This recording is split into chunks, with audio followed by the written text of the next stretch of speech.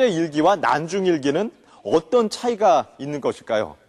또 난중일기에서 지워진 기록은 어떤 내용이었을까요?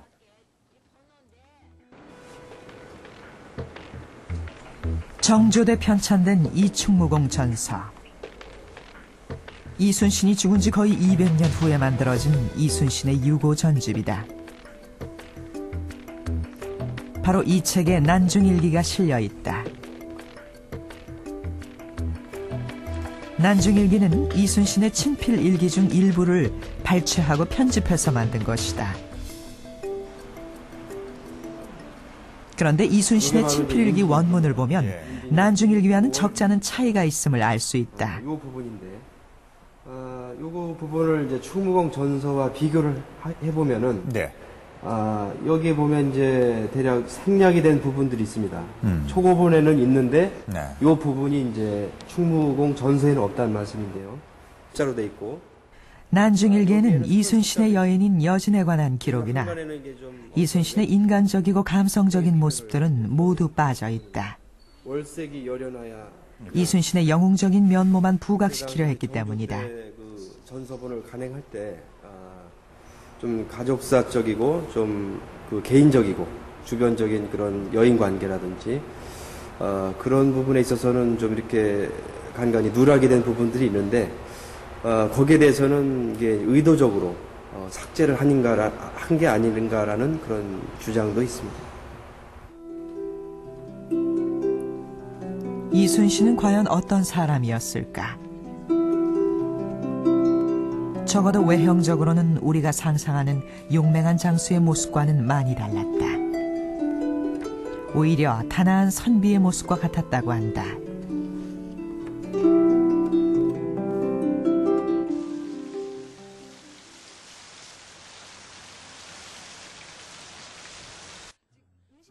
경희대 김남일 교수팀에게 의뢰해 이순신의 신체적 특징을 분석해 보기로 했다. 자신의 신체 증상을 장기간에 걸쳐 자세히 기록한 난중일기를 기본 자료로 삼았다. 먼저 불편이라는 단어를 검색해 보았다. 불편하다는 기록은 7년간 무려 90여 회나 나온다. 이외에도 이순신은 갖가지 신체 질환에 시달리고 있었음을 알 수 있다. 코피를 한 대나 흘리거나 이불을 적실 정도로 식은땀을 흘리기도 했다. 또 밤에 구토를 하는 일도 많았다. 코피를 자주 흘리셨고 그다음에 땀도 자주 흘리셨습니다. 그리고 광란의 증상을 나타내는 경우도 많이 있었습니다. 이 세 가지의 증상을 많이 갖고 계셨다는 것은 이순신 장군께서는 체력적으로 상당히 저하된 상태에 계셨다는 것입니다. 코피를 많이 흘리는 것은 피로가 누적된 것을 견뎌내지 못해서 나타난 현상입니다. 그리고 광란 같은 경우는 소화기 계통이 제대로 작동되지 못하는 것인데 이순신이 해남 이진으로 진을 옮긴 이날 왜군도 이순신과 하루 이틀 차이를 두고 전라도로 진격해오고 있었다. 그러나 이 상황에서 이순신은 보이지 않았다.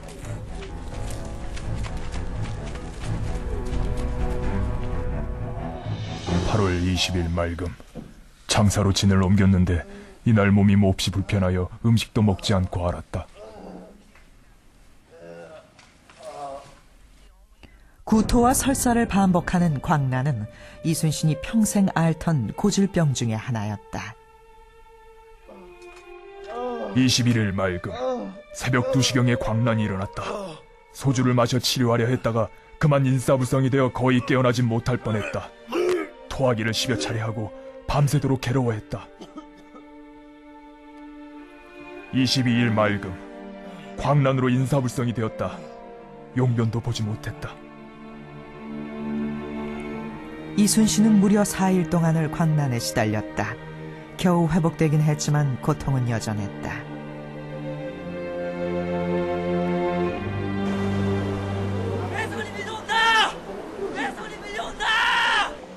육체적 아픔보다 이순신을 더 괴롭혔던 것은 군사들이 지닌 공포였다. 25일 맑음. 외적이 밀려온다는 헛소문이 퍼졌다. 헛소문을 낸 두 사람의 목을 베어 인심을 안정시켰으나 수사 배설은 이미 도망쳐버렸다.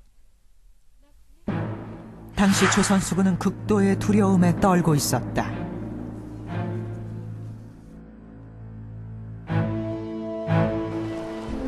급기야 명량해전을 14일 앞두고 이순신 바로 아래 장수였던 배설이 도망을 쳤다.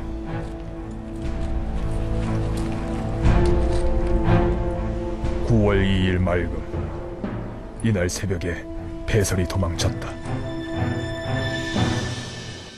칠천량 해전에서 조선 수군의 패배는 굉장히 충격적인 것이었고 말 그대로 완벽한 패배였습니다. 때문에 나머지 10여 척을 가지고 수백 척의 일본 수군에게 대항한다는 것 자체를 아마 배설은 불가능하다고 봤을 것입니다. 때문에 그 해전을 피하기 위해서 이제 도망을 했던 것이고,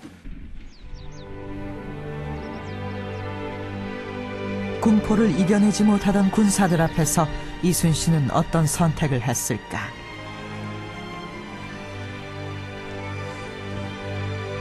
아산현 중사에서 하나의 기록을 찾을 수 있었다.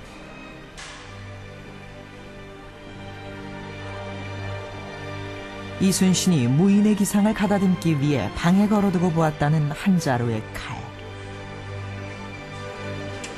길이 2m에 달하는 장검이다.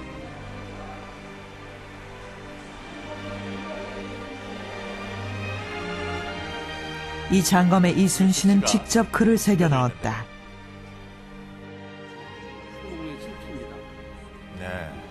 그것은 산천을 위협하는 비장한 맹세였다. 그 비장함 속에서 이순신은 답을 찾았다. 적기는 칼로 하늘의 맹세하니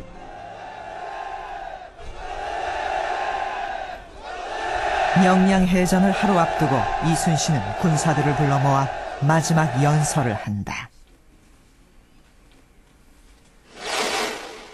그것은 필사즉생, 죽기를 각오하고 싸우라는 명령이었다. 병법에 이르기를 반드시 죽고자 하면 살고 살고자 하면 죽는다고 했다. 또 한 사람이 길목을 지키면 1000명도 더럽게 할 수 있다고 했다. 극한의 공포 속에서 내린 이순신의 마지막 결단.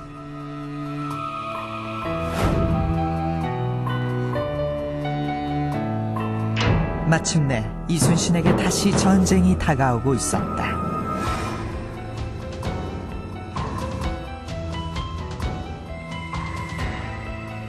(9월 15일) 맑음, 밤에 이상한 징조가 많았다.